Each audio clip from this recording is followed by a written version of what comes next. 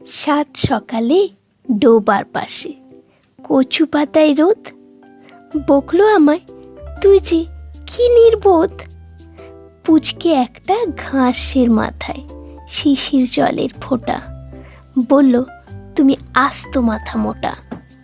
শরৎকালের হাওয়ায় কাঁপা বাবলা গাছের ডাল, বলল, তুমি মানুষ নাকি কাঠ?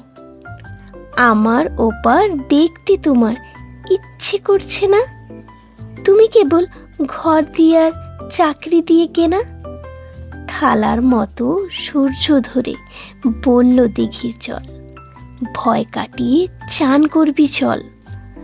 গাছের মাথায় বাঁক নিল যে 7টি বকের শাড়ি, গাছ বলল, অমন কবি আমিও হতে পারি।